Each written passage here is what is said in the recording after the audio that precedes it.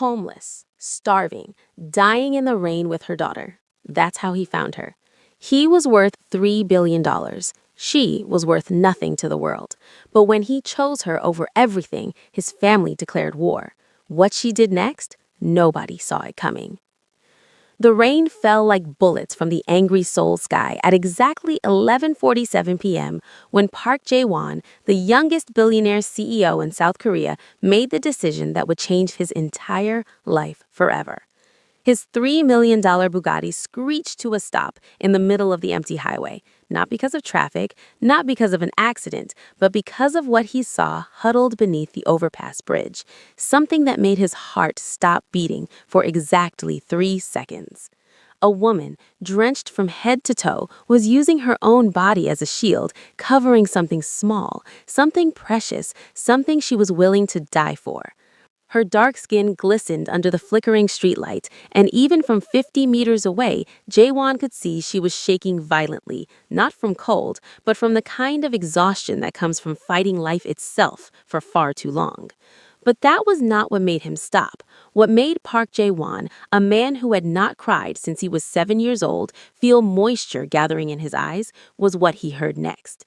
A tiny voice, weak and trembling, speaking words that would haunt him for the rest of his existence.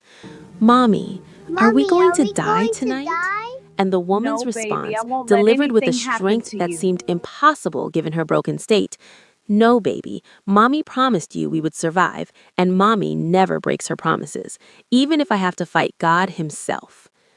Jae-won's hand moved to his door handle before his brain could process what he was doing.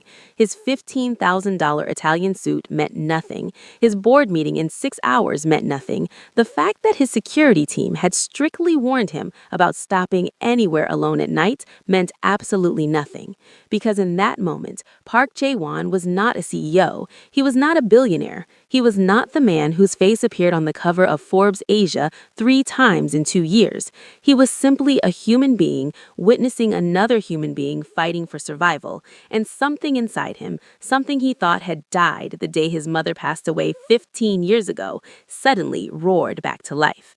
He stepped out of the car. The woman heard his footsteps, and her entire body went rigid with terror. She spun around, positioning herself between the approaching stranger and her child, her fists raised despite the fact that she could barely stand. Her eyes, large and fierce and filled with a mother's primal protection, locked onto his. "Stay back," she warned, her accent carrying an accent that Jae-won recognized as Nigerian. "I have nothing worth stealing, but I swear to you, if you touch my daughter, I will kill you with my bare hands." Jae-won stopped immediately, raising both hands in surrender.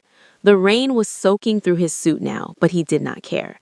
He could not look away from this woman's face, from the fire burning in her eyes, despite the devastating circumstances she was clearly facing. There was something about her, something extraordinary that had nothing to do with physical appearance and everything to do with the spirit radiating from her very soul. "I'm not here to hurt you," he said softly, speaking in English when he realized Korean might frighten her more. I saw you from my car, you and your daughter, in this rain, and I couldn't drive away." "Why not?" the woman demanded, suspicious. "Everyone else does. Every single person who has walked past us for the last 3 months has driven away, walked away, looked away. Why would you be different?" Jae-won did not have an answer. Or perhaps he had too many answers, all of them tangled inside his chest in a way that made breathing difficult. He looked past the woman briefly and saw the small face peeking from behind her, a little girl who could not be older than 5, with the most beautiful curly hair he had ever seen, now plastered to her small face by the relentless rain. The child was holding something in her tiny hands. Jae-won squinted through the rain and felt his heart shatter into 1,000 pieces when he realized what it was. A small piece of bread, soggy and barely recognizable, that the little girl was trying to protect from the rain because it was probably the only food they had. "What's your name?" Jae-won asked, his voice cracking despite his attempts to keep it steady. The woman's defensive stance did not waver. "Why do you want to know?" "Because I want to help you, and I cannot help someone whose name I do not know." "People don't help people like me," the woman replied bitterly. People look at me and see a homeless African woman with a child, and they assume I am a prostitute or a drug addict or an illegal immigrant here to steal their jobs. They do not see that I have a master's degree in chemical engineering from the University of Lagos. They do not see that I was a senior researcher at a pharmaceutical company before I made the mistake of marrying a man who brought me to this country and then abandoned me when he found someone his family actually approved of. A full Korean woman with the right skin color, someone who fit into his world in a way I never could. She was crying now, though it was impossible to tell where the tears ended and the rain began. "Mommy," the little girl screamed, throwing herself at her mother.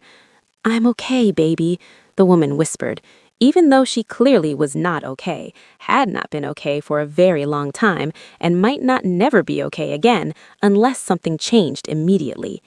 Jaewon made a decision in that moment, a decision that would create enemies, destroy relationships, and turn his entire carefully constructed world upside down. "My name is Park Jae-won," he said, cradling the sick woman in his arms while her daughter clutched his leg with desperate strength. "And I am going to help you. Not because I want something from you, not because I expect anything in return, but because I looked into your eyes and I saw something I have been searching for my entire life without ever knowing I was searching for it." "What?" the woman asked weakly, her consciousness beginning to fade. "Strength," Jaewon answered simply. "Real strength. The kind that money cannot buy and power cannot manufacture.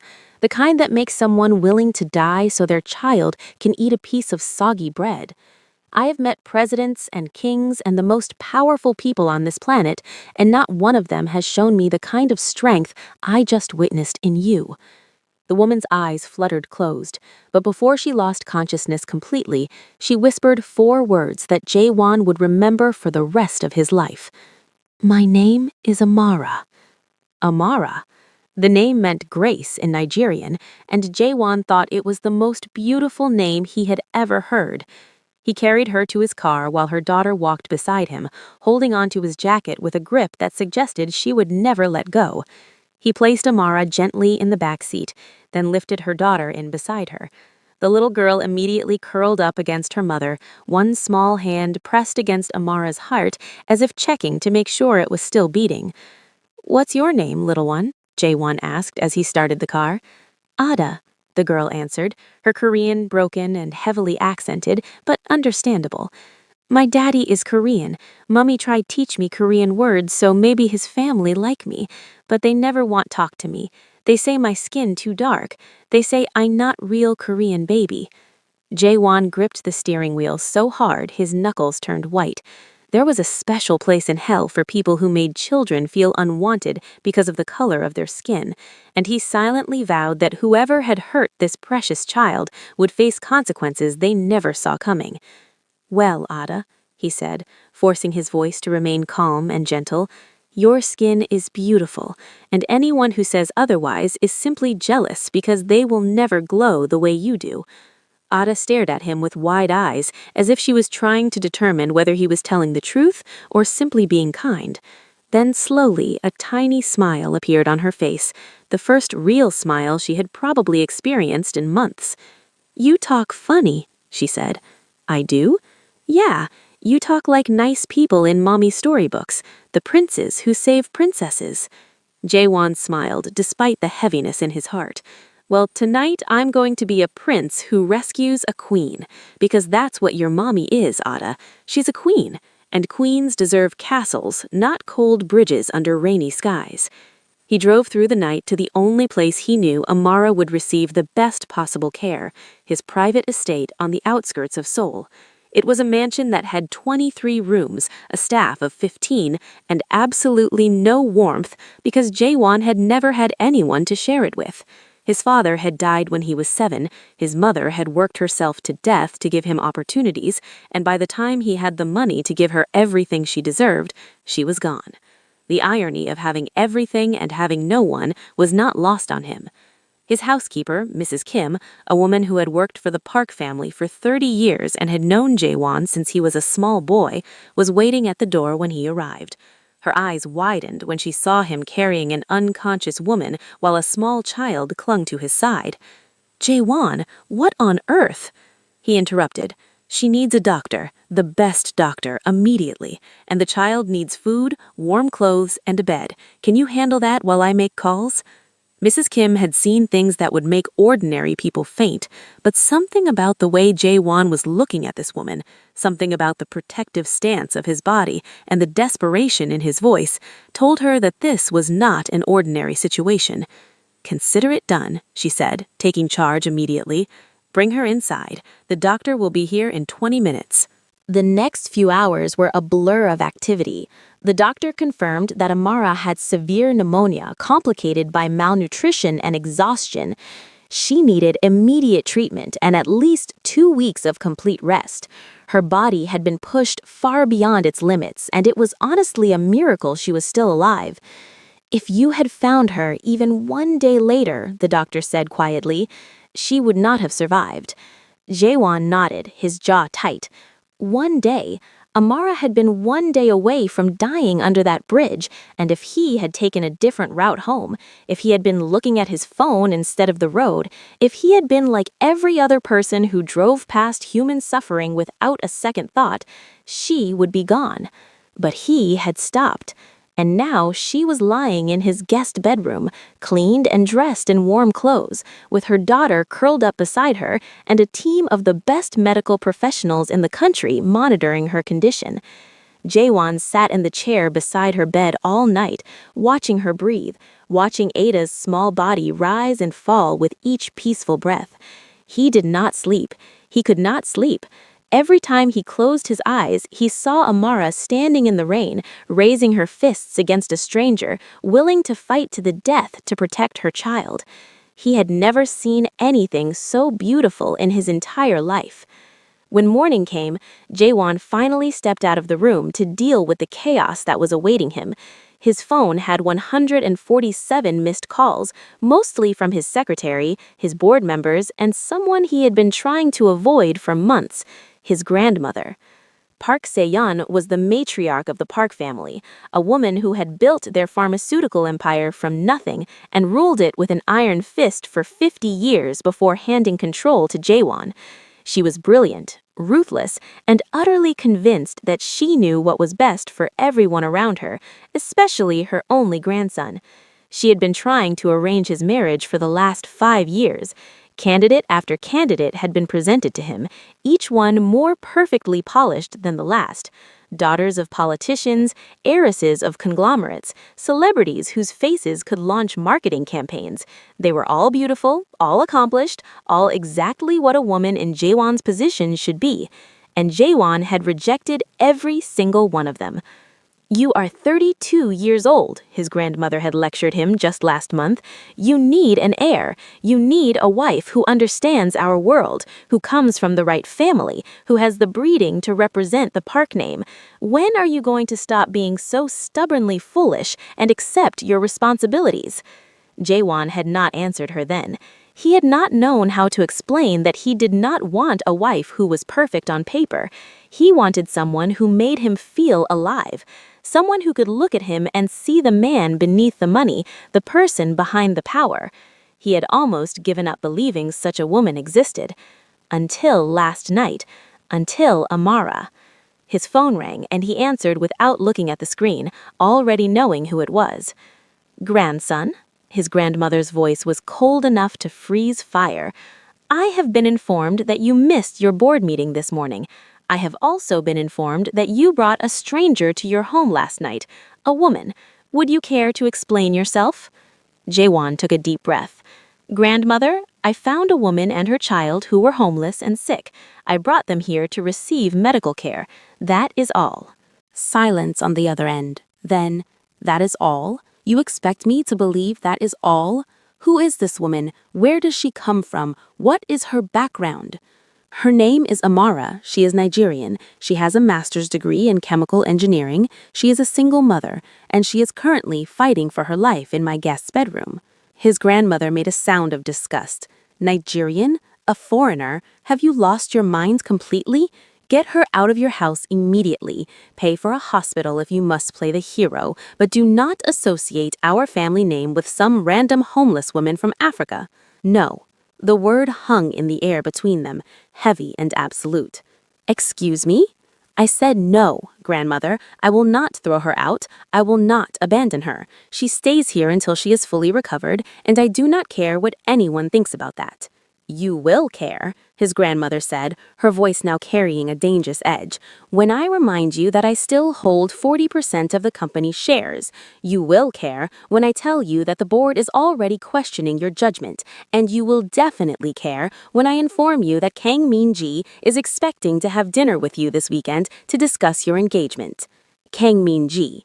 The name made Jae-won's stomach turn. She was the daughter of Kang Sung-ho, the owner of Korea's largest banking conglomerate and his grandmother's longtime friend.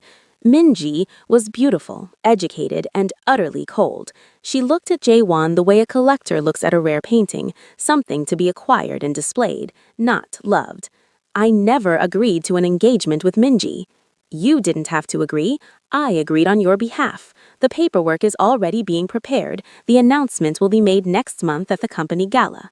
Jae-won felt the walls closing in around him, the same walls that had been closing in his entire life. He had been fighting against this moment for years, the moment when his grandmother would finally succeed and taking away his freedom completely. I need to go, he said, ending the call before she could respond. He walked back to Amara's room and stood in the doorway, watching her sleep. Even pale and sick, she was stunning. Her features were strong and elegant, her dark skin like velvet against the white pillow. There was something about her face, even in sleep, that spoke of dignity and resilience. She's really pretty, isn't she? Jae-won looked down to see Ada standing beside him, having woken up without him noticing. The little girl was wearing pajamas that Mrs. Kim had somehow produced in the middle of the night, pink ones with small bunnies on them. Yes, Jae-won admitted, she really is. Everyone always tell Mommy she not pretty because she too dark. Daddy family say she look like mud. They say I look like mud too. Jae-won dropped to his knees so he could look Ada directly in the eyes. Listen to me very carefully, Ada. You and your mommy are not mud. You are gold, pure, beautiful gold, and anyone who cannot see that is blind, foolish, and not worth a single tear from your eyes. Ada studied him for a long moment, then she asked a question that caught him completely off guard. Are you going to be my new daddy? Jae-won's heart stopped. He opened his mouth to respond, to say something gentle about how he and her mommy had just met, about how things were complicated, about how the world did not work that way. But before he could speak, a weak voice interrupted from the bed. Ada, that's not an appropriate question. Jae-won looked up to find Amara awake, her dark eyes fixed on him with an expression he could not quite read.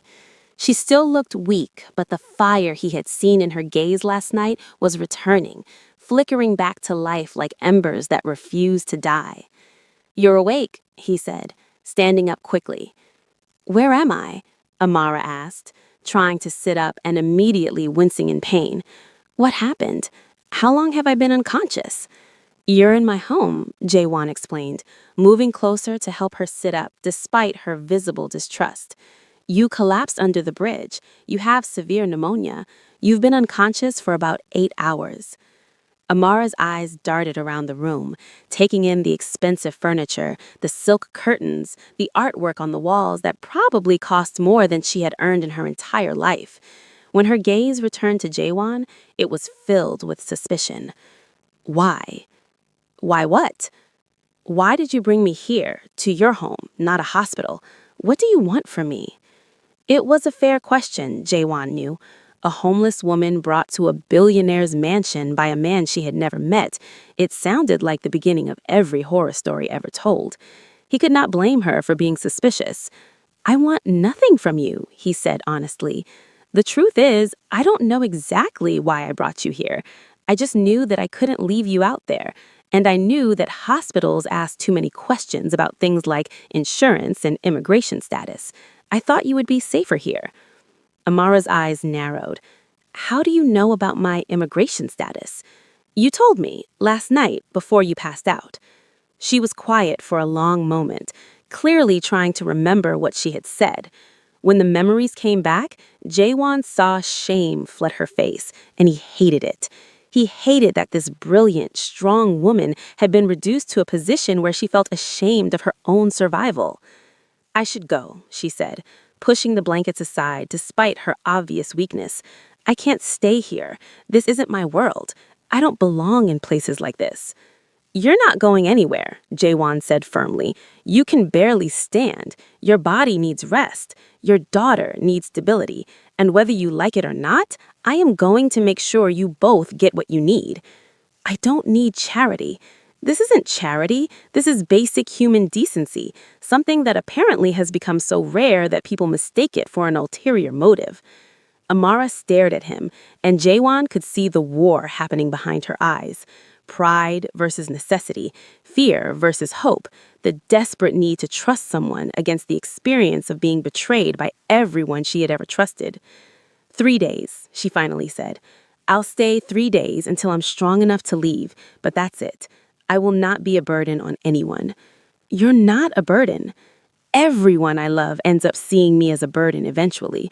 It's only a matter of time before you do too." The words were spoken without self-pity, just the resigned acceptance of someone who had learned the hardest lessons life had to offer. Jaewon wanted to argue, wanted to promise her that he was different, but he knew such promises would mean nothing from a stranger. So instead, he simply said, "We'll see." 3 days turned into 1 week. 1 week turned into 2. Amara's pneumonia was more severe than initially thought, and her recovery was slow. But as her body healed, Jaewon watched something else begin to heal too, her spirit. With rest and proper nutrition, the hollowness left her cheeks. With safety and warmth, the haunted look left her eyes. And with kindness and respect, something Jaewon suspected she had not received in years, she began to smile. And her smile was devastating. It transformed her entire face, lighting it up from within until she practically glowed. The first time Jaewon made her genuinely laugh, telling her about the time he had accidentally worn mismatched shoes to a business meeting and hadn't noticed until he was giving a presentation, he felt like he had won the lottery. Ada, meanwhile, had completely stolen Mrs. Kim's heart. The child followed the housekeeper everywhere, helping with small tasks, learning Korean words and phrases, filling the mansion with the kind of noise and chaos that Jaewon had not realized he was missing until it appeared. "She's going to be heartbroken when you leave," Mrs. Kim told Amara one evening, watching Ada play with the other staff members' children who had been invited over specifically because Jaewon could not stand the thought of Ada being lonely. Amara nodded, her expression sad. "I know, but we can't stay here forever. This isn't our home." "It could be," Mrs. Kim said quietly, and there was something meaningful in her tone that made Amara's head snap up. "What do you mean?" The old woman just smiled mysteriously. "I've known Jaewon since he was a small boy. I've never seen him look at anyone the way he looks at you." Amara shook her head firmly. "That's impossible. He's a billionaire CEO. I'm a homeless single mother with an expired visa and 0 prospects. Even if he did feel something, which he doesn't, nothing could ever happen between us. The world doesn't work that way." "Perhaps," Mrs. Kim conceded, "but then again, the world is full of surprises." That conversation stayed with Amara, lodging itself in her brain and refusing to leave. She began to notice things she had been too sick or too guarded to see before. The way Jaewon always made sure to eat dinner with her and Ada, the way he asked about her research background and actually listened, fascinated, as she explained her work in pharmaceutical development, the way he looked at her when he thought she wasn't watching, as if she was something precious and miraculous. She noticed, and she began to feel things she had sworn never to feel again. Hope, attraction, and something deeper, something more terrifying, connection. It was crazy, she told herself firmly, absolutely insane to even entertain such thoughts. She had known this man for barely 3 weeks. She had no money, no legal status, no future that she could see. Getting attached to him would only lead to heartbreak. But logic had never been particularly good at controlling the heart, and her heart, traitorous organ that it was, had already started falling. Meanwhile, outside the protective walls of the mansion, forces were gathering, forces that would soon threaten to destroy everything. Jaewon's grandmother had not been idle. When her initial commands had been ignored, she had shifted to a more subtle approach, hiring investigators to discover everything there was to know about the mysterious woman living in her grandson's home. What she found delighted her in the worst possible way. Amara's expired visa meant she could be deported at any moment. Her marriage to a Korean man had ended in abandonment, with her ex-husband now married to his Korean mistress and openly denying that Ada was his biological daughter. There were no resources, no allies, no safety net. In short, Amara was vulnerable, and Park Se-yeon was nothing if not an expert at exploiting vulnerability. The attack came on a sunny Tuesday morning, exactly 23 days after Jaewon had found Amara under that bridge. Amara was in the garden with Ada, teaching her daughter how to plant flowers, when 3 black cars pulled up to the mansion gates. Within minutes, immigration officials were at the door, accompanied by several lawyers and, to Jaewon's absolute fury, his grandmother herself. "What is the meaning of this?" he demanded, placing himself between the officials and Amara, who had gone pale with terror. "I am simply ensuring that the law is followed," his grandmother said smoothly. "This woman is in our country illegally. She must be detained and deported. Her child will be placed in temporary custody until the father can be located." "No!" Amara screamed, grabbing Ada and backing away. "You can't take my daughter. She's everything I have." The immigration officials looked uncomfortable, but determined. They had a job to do, and powerful people had given them very specific instructions. "Ma'am, please cooperate. This will be easier for everyone." "I will not cooperate with separating a mother from her child," Jaewon said, his voice carrying the steel that had made him feared in boardrooms across Asia. "You will leave my property immediately." "Mr. Park," one of the lawyers spoke up, "with respect, you cannot obstruct a legal immigration action. If you interfere, you could be charged with harboring an illegal immigrant." "Then charge me," Jaewon shot back. "Charge me, arrest me, do whatever you need to do, but you will not take this woman and her daughter from my home." His grandmother stepped forward, her smile cold and calculated. "Jaewon, stop being dramatic. This has nothing to do with you. This woman is a stranger who has been taking advantage of your kindness. Let the authorities do their job." "She is not a stranger." The words exploded out of Jaewon with a force that surprised everyone, including himself. Amara was staring at him too, her eyes huge and glistening with tears, holding holding Ada, protectively against her chest. In that moment, Jaewon understood something with perfect clarity. He understood what he wanted, what he needed, what he had been searching for his entire, lonely, successful, empty life. He wanted this family, this woman and this child who had stumbled into his world and filled every hollow space he hadn't even known existed. "She is the woman I am going to marry," he said. Silence. Complete, absolute silence. His grandmother's face went through several colors before settling on an ugly shade of purple. "You cannot be serious."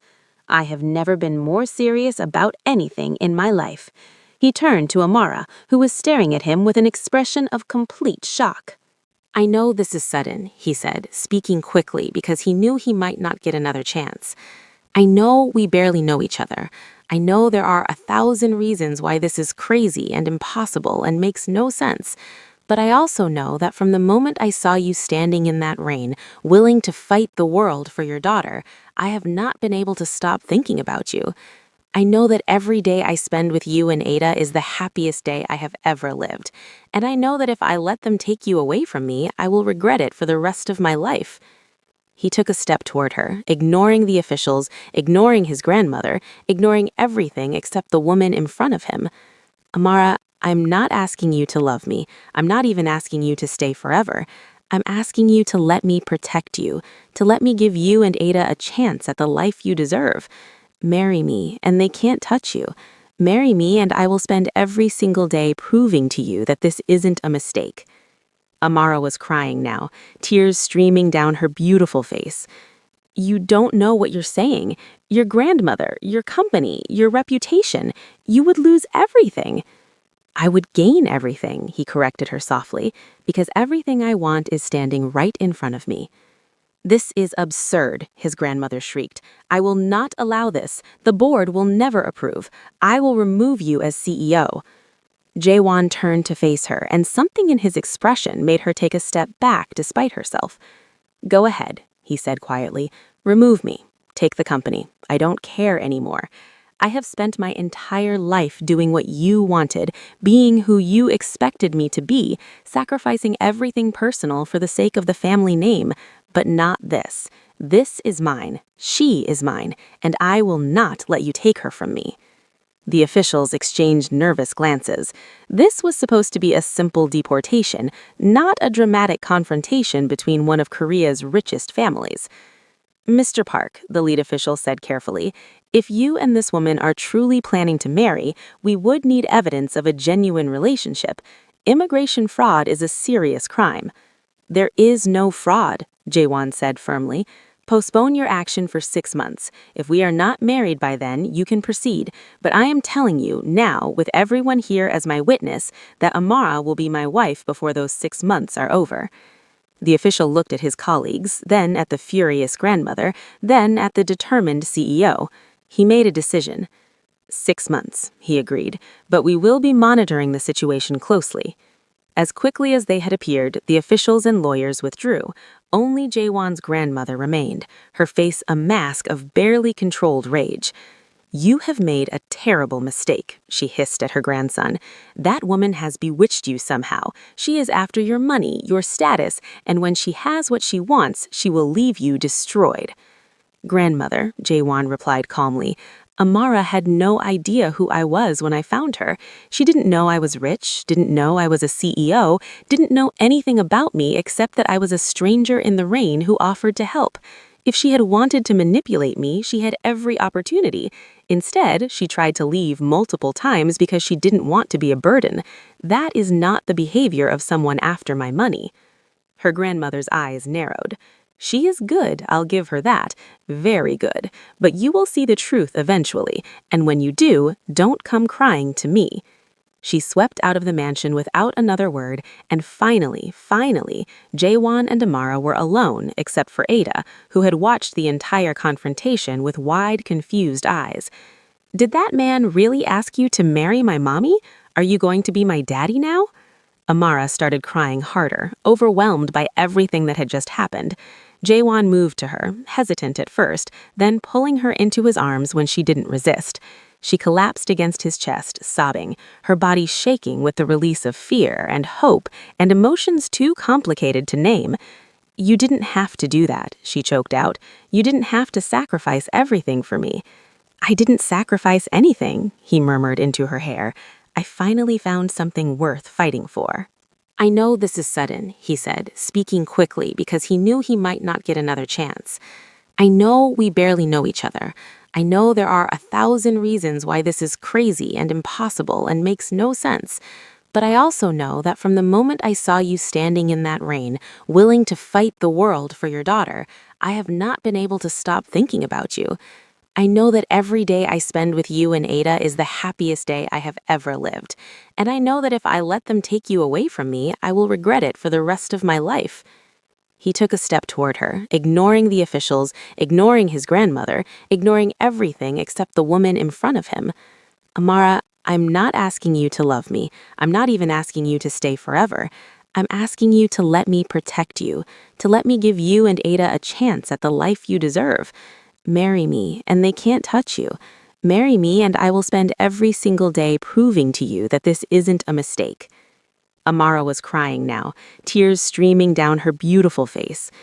You don't know what you're saying. Your grandmother, your company, your reputation. You would lose everything. I would gain everything, he corrected her softly, because everything I want is standing right in front of me. They stood there for a long time, holding each other, while Ada wrapped her small arms around both their legs, completing the circle. But their trials were far from over. In the weeks that followed, Jaewon's grandmother launched a full-scale campaign to destroy Amara. Stories appeared in the media about the foreign gold digger who had seduced Korea's most eligible bachelor. Photos were published showing Amara at her worst, clearly taken from surveillance footage at the homeless shelter she had stayed at briefly before ending up under the bridge. The comments were brutal. "She's just using him for citizenship. What is wrong with Korean women that he has to find a homeless African? This is disgusting. She probably has diseases. Their children will be so ugly." Amara tried to hide her pain from Jaewon, but he saw it. He saw her flinch every time she accidentally glimpsed a headline. He saw her cry when she thought no one was watching. He saw her begin to pull away, convinced that she was ruining his life just by existing. "Maybe your grandmother is right," she said one night, her voice hollow. "Maybe I should just go. You could find someone suitable, someone who won't destroy everything you've built." Jaewon gripped her shoulders, forcing her to look at him. "Listen to me carefully. I do not want someone suitable. I want you, only you. And I don't care if I have to fight my grandmother, the media, and the entire country. I will not let you go." "Why?" Amara whispered. "Why do you care so much? You barely know me." It was a question Jaewon had been asking himself for weeks, and finally he had an answer. "Because when I look at you," he said slowly, "I see the person I want to become. You have survived things that would have destroyed most people. You have maintained your dignity, your kindness, your love for your daughter, despite being broken down again and again. You are the strongest person I have ever met, and being near you makes me want to be stronger too." He lifted her chin gently, making sure she was meeting his eyes. "I love you, Amara, not because I saved you that night, but because every moment since then, you have been saving me. From my loneliness, from my emptiness, from a life that looked perfect on the outside but was hollow on the inside. You filled me up, you and Ada, and I cannot imagine going back to the person I was before I knew you." Amara stared at him, searching his face for any hint of deception, any sign that this was too good to be true, but all she saw was sincerity, vulnerability, and a love that matched the one growing in her own heart. "I'm scared. I've been hurt before. I don't know if I can survive being hurt again."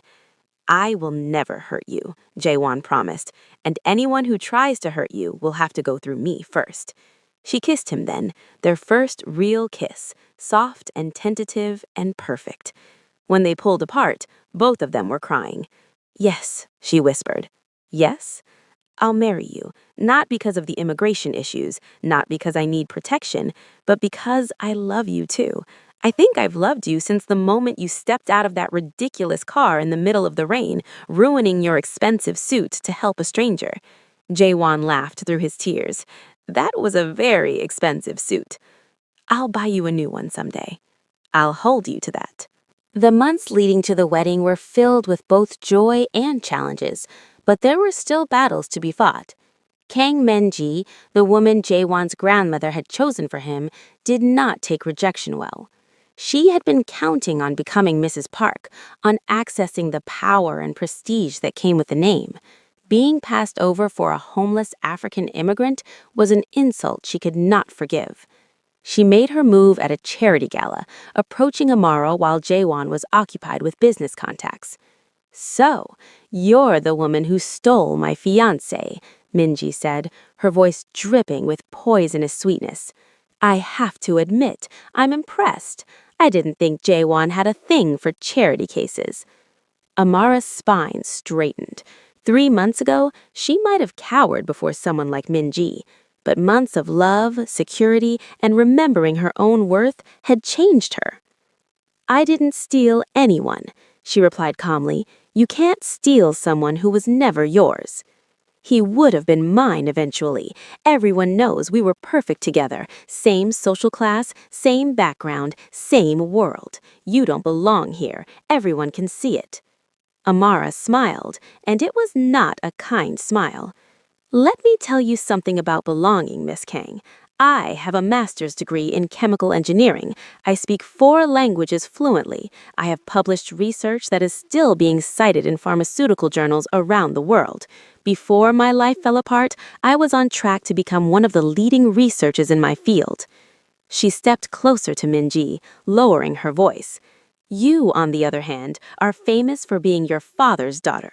You have never worked a day in your life, never accomplished anything on your own merit, never contributed anything of value to the world. So please, tell me again who doesn't belong." Minji's face turned red with fury. "You think because Jaewon is protecting you now, you're safe? His grandmother will never accept you. The board will never accept you. Eventually, the pressure will become too much, and he will realize that marrying you was the biggest mistake of his life." "Maybe," Amara conceded, "or maybe he'll realize that marrying me was the best decision he ever made. Either way, that's for him to decide, not you." She turned and walked away, leaving Minji sputtering with impotent rage. Across the room, Jaewon had been watching the entire exchange. He had started moving toward them when Minji first approached, ready to intervene, but something had stopped him, some instinct that told Amara needed to fight this battle herself. And she had, magnificently. He had never been more in love with her than in that moment. He intercepted her as she walked away from Minji, pulling her into his arms, right there in the middle of the gala, in front of everyone, including his furious grandmother. "That was incredible," he murmured. "I may have been too harsh," though she didn't sound particularly sorry. "You were perfect." They danced together for the rest of the night, ignoring the whispers and stares, lost in their own world. And somewhere during that night, the public opinion began to shift. People who had been ready to believe the worst about Amara started to see her differently. They saw a woman who carried herself with dignity, who looked at the billionaire CEO not with greed, but with genuine affection, who had clearly won his heart through something more than manipulation. The positive comments began to outweigh the negative. They actually look really happy together. "She's beautiful and smart, apparently. Did you hear about her research background?" "Maybe we were wrong about her. Their love story is like something out of a movie." But the final battle was yet to come. 1 month before the wedding, Amara's ex-husband appeared. His name was Choi Daniel, and he had the audacity to show up at the mansion with a team of lawyers, claiming parental rights to Ada. "The child is biologically mine," he announced smugly. "I want custody." Amara went white with terror. This was her worst nightmare, the thing she had feared most during all those months on the streets. Losing Ada was not something she could survive.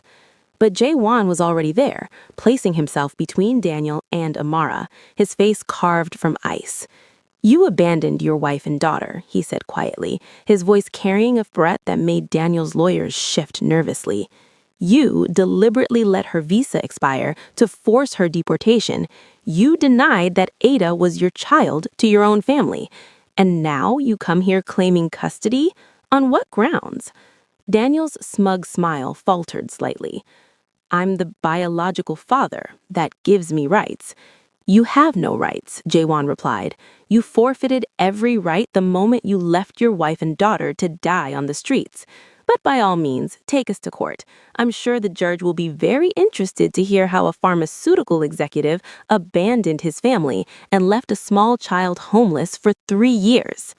He stepped closer to Daniel, and there was something in his eyes that made the other man take a step back. "And when the court case is over and you've been publicly humiliated and stripped of whatever reputation you have left, I will destroy you professionally. I will make sure no company in this country or any country that does business with Park Industries ever hires you again. Your career will be over. Your social standing will be over. Everything you sacrificed your family for will be gone." Daniel's lawyers were already gathering their things, clearly recognizing a losing battle. "You can't threaten me," blustered Daniel, though his voice shook. "I'm not threatening you. I'm making a promise. Leave now, sign away your parental rights completely, and you can continue your pathetic life in peace.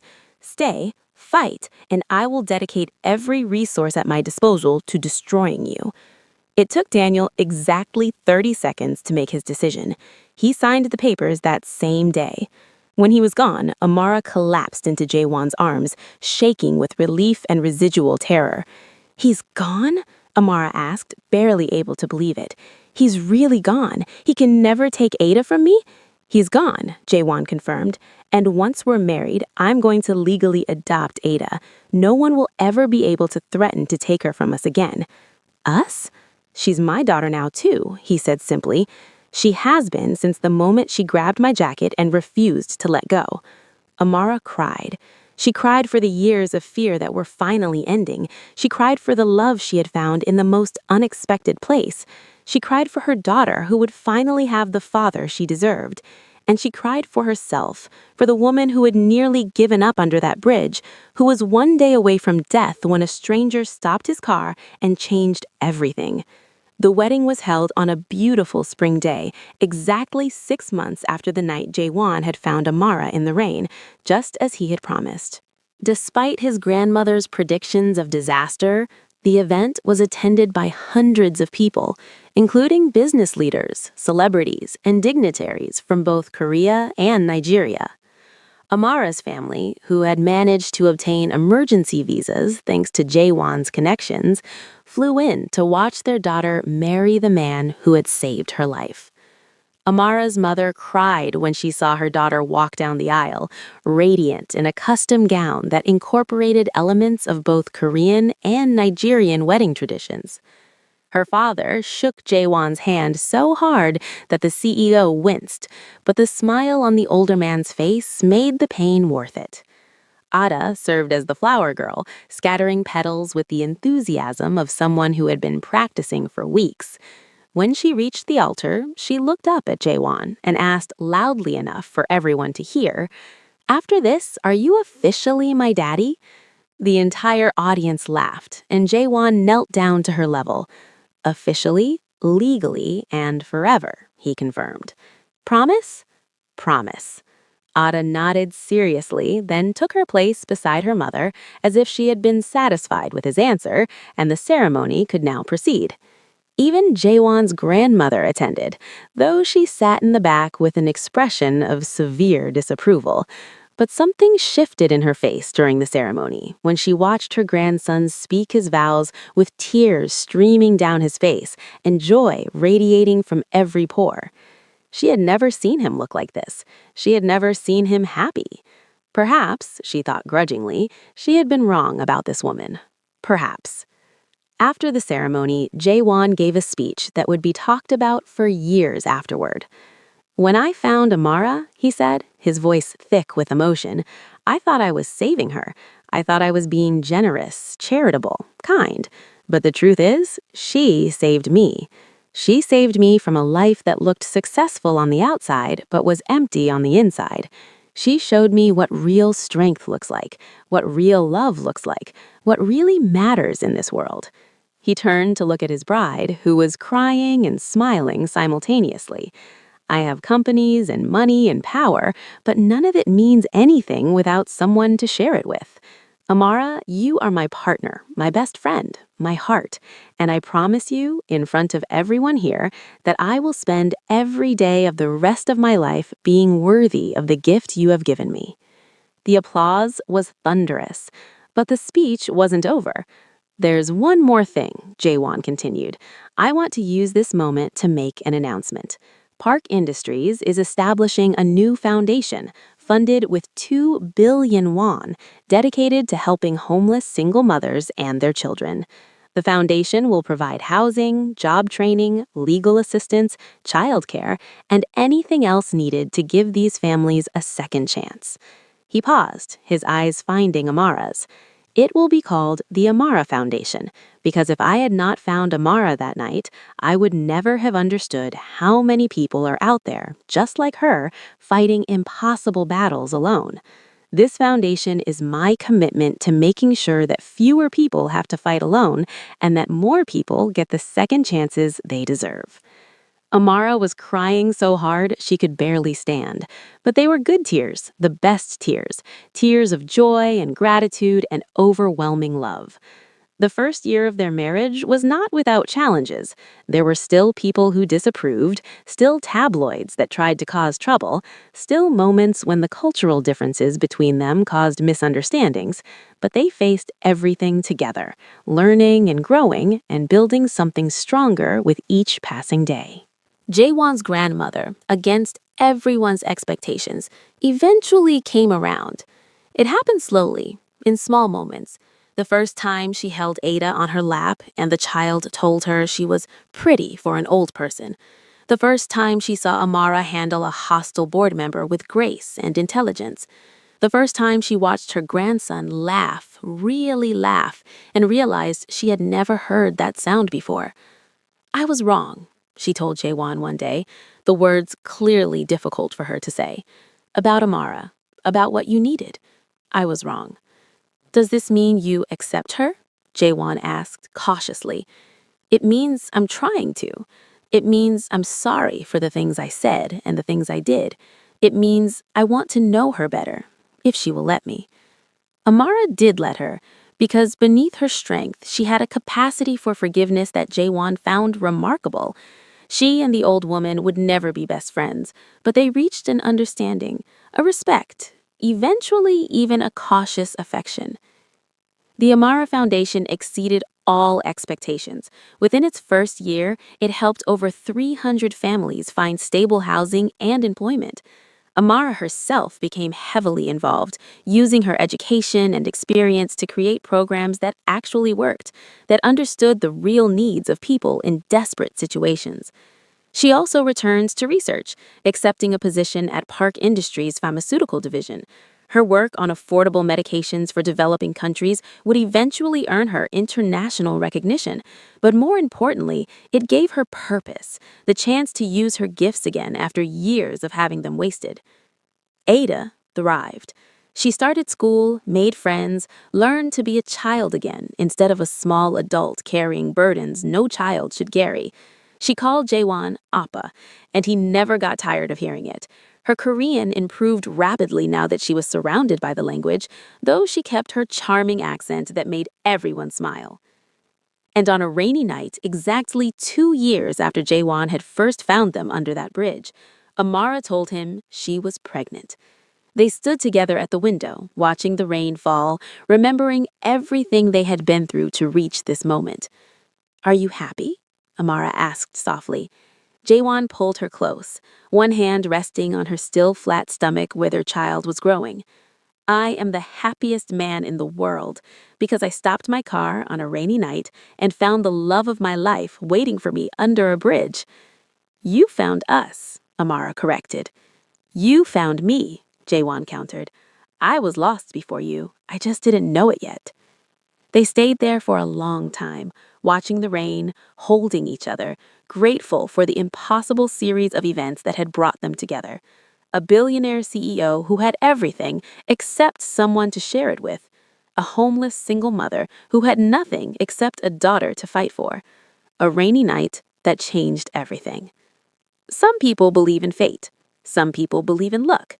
Some people believe that the universe has a plan that we cannot understand. But Amara and Jaewon believed in something simpler. They believed in stopping. In a world full of people who drive past suffering, who look away from pain, who tell themselves that someone else will help, they believed in the power of one person choosing to stop. Because that single choice, that moment of compassion, had created a family. And that family, against all odds, was living proof that love could conquer everything. Even hate, even prejudice, even the impossible distance between a cardboard bed under a rainy bridge and a mansion filled with everything money could buy. All it took was one person willing to stop, one person willing to see, one person willing to care. The rest, as they say, was history. But it was their history, and they were still writing it, together, still choosing each other, still proving every single day that love was not about where you started, but who stayed when the world gave you every reason to walk away. Because sometimes the greatest miracles don't begin in palaces. They begin under bridges, in the rain, in the moment one person decides not to look away. If this story touched your heart, let me know in the comments what part stayed with you the most. Don't forget to like this video and subscribe for more powerful stories like this, because somewhere out there, another story is waiting to be told, and you won't want to miss it.